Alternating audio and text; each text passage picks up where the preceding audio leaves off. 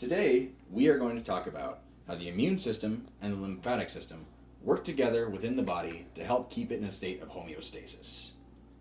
The immune system and the lymphatic system are integral to one another. They work together to protect the body from pathogens and other foreign bodies. There are two main functions of the lymphatic system we're going to talk about today that work with the immune system.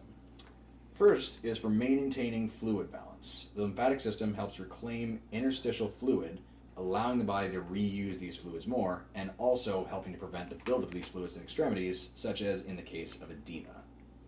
The second major role that we're going to talk about today of the lymph and lymph nodes is to detect and neutralize humoral pathogens in the body. These are pathogens that are contained in the blood and in the bodily fluids.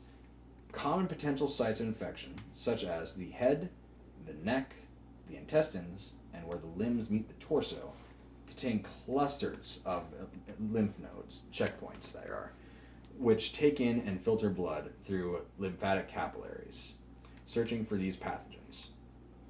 There are between 600 and 700 lymph nodes in the typical human body, and these are primarily acting as filters, trapping foreign materials such as pathogens or toxins.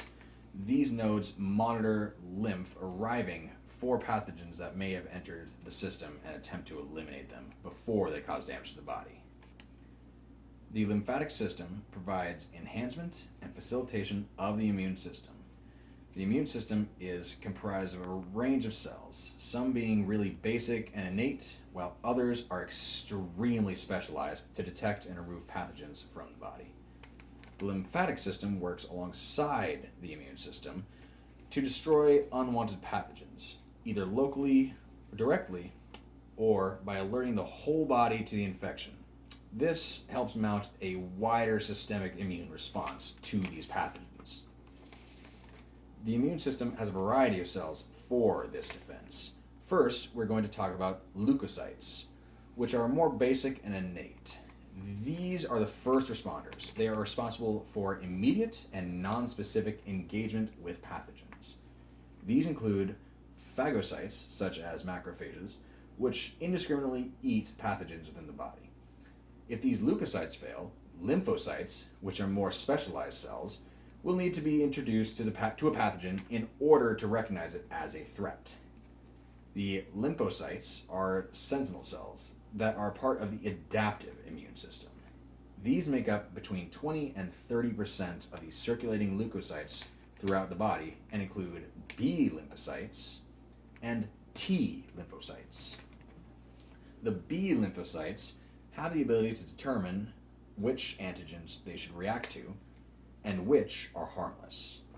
Mature B cells colonize the secondary lymph organs, such as the lymph nodes and the spleen. They are responsible for humoral immunity, and they combat pathogens by providing and dispatching antibodies. These are great for attacking loose viruses and other infections. T lymphocytes target pathogens that are not found in the bodily fluids, instead targeting intercellular pathogens that antibodies can't reach. These would include bacteriophages and infected cells that have viruses within them. These T lymphocytes provide a cell-mediated immunity, which is more like direct cell-to-cell types of combat. These T lymphocytes consist primarily of helper T cells and cytotoxic T cells. The helper T cells assist in identifying and coordinating attacks against infected cells within the body. The cytotoxic T cells, on the other hand, are specialized in killing these infected cells. This is done primarily by inducing apoptosis, which is a process which causes the cells to rupture, which kills the infected cell. Here we can see the entirety of the lymphatic system. We see the large networks of lymphatic arteries, capillaries, and the nodes themselves along these tracts. These are also functioning alongside lymphatic organs, such as the thymus, the tonsils, the spleen, Pryor's patches, appendix, and the red bone marrow, which actually makes many of these cytotoxic cells, such as B lymphocytes and T lymphocytes. These work in conjunction with the immune system, which has the innate defense and the adaptive defense. The innate defense includes skin and mucous membranes, which helps prevent infections from getting past the body. Beyond that, we have the phagocytes and the natural killer cells. These are the non-specific defense. These passively go around and attack non-native cells and pathogens within the body. From here, we have the adaptive defense, which we spoke of, where we have the B cells, which use antibodies to attack pathogens.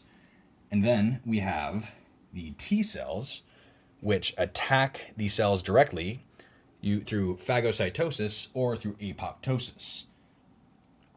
Okay, I guess that'll be